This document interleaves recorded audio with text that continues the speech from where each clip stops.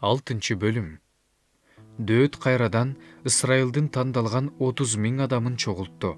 Дөөт туруп, өзүнүн бүтели менен керуптардын ортосундагы Себоят теңирдин ысымы менен аталган Кудайдын келишим сандыгынын Жүйүттүн Баал жеринен көчүрүп келүү үчүн жөнөдү. Алар Кудайдын келишим сандыгын жаңы арабага салып, Адырдагы Аминадаптын үйүнөн алып чыгышты.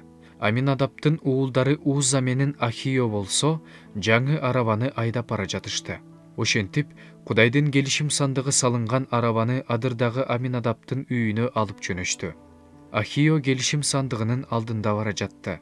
Дөөт менен бүт Ысрайыл уулдары теңирдин алдында кипарис жыгачынан жасалган ар түрдүү музыкалык аспаптарда ойноп, лира, арфа чертип, забур ырдап, дап кагып, шылдырак уруп, жез табак кагып бара жатышты. Нахондун кырманына жетишкенде Уза колун сунуп, Кудайдын келишим сандыгын кармап алды. Анткени аны өгүздөр солкулдатып жиберген эле. Бирок теңир Узага каарданып, аны коркпой батынгандык үчүн ошол жерден эле өлтүрүп салды. Ал Кудайдын келишим сандыгынын жанында өлдү. Теңир Узаны өлтүрүп салган үчүн Дөөт кайгыга батты. Ошол жер азыркыга чейин Уза өлгөн жер деп аталат. Ошол күнү Дөөт теңирден коркуп, теңирдин келишим сандыгы меникине кантип кирет деди. Дөөт теңирдин келишим сандыгынын өзүнө, Дөөттүн шаарына алып барууну каалабай, Гаттык Абед Эдомдун үйүнө көздөй алып жөнөдү. Ошентип, теңирдин келишим сандыгы Гаттык Абед Эдомдун үйүндө 3 ай турду. Теңир Абед Эдомго жана анын бүт үй бүлөсүнө батасын берди. Дөөт падышага Кудайдын келишим сандыгы үчүн теңир Абед Эдомдун үй бүлөсүнө жана анын баардык нерсесине батасын берди деп билдиришкенде, Дөөт барып, Кудайдын келишим сандыгын Абед Эдомдун үйүнөн Дөөттүн шаарына салтанат менен көчүрүп келди. Теңирдин келишим сандыгын көтөрүп бара жаткандар 6 кадам шилтеген сайын ал бир букачар, бир койду курмандыкка чалып жатты. Дөөт теңирдин алдында жан дили менен бийлеп жатты. Дөөт зыгыр буласынан токулган эфод кийип жүргөн эле.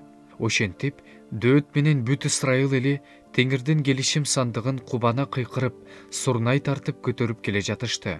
Теңирдин келишим сандыгы Дөөттүн шаарына киргенде, Шабулдун кызы Михал терезеден карап турган эле. Ал теңирдин алдында секирип, бийлеп келе жаткан Дөөт падышаны көрүп, аны жүрөгүндө кемсинтти.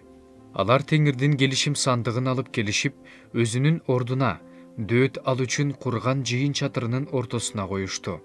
Анан Дөөт теңир алдында бүтүндөй өрттөлүүчү курмандыктар менен тынчтык курмандыктарын чалды.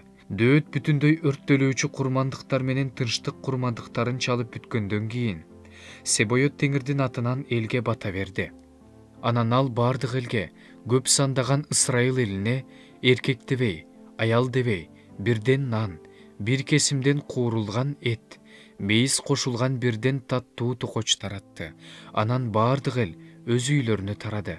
Дөөт өз үй бүлөсүнө бата берүү үчүн кайтып келгенде, Шабулдун кызы Михал алдынан чыгып, желөпкө адамдай болуп, өз күңдөрүнүн, кулдарынын көз алдында жылаңачтанган Ысрайыл падышасынын бүгүн кадыры укмуш артыго деди. Ошондо Дөөт Михалга мындай деди: Теңирим мени сенин атаңдан, анын бүт тукумунан артык көрүп, теңирдин эли Ысрайылга мени жол башчы кылып бекиткендиги үчүн теңирдин алдында шаттанамын да бийлеймин.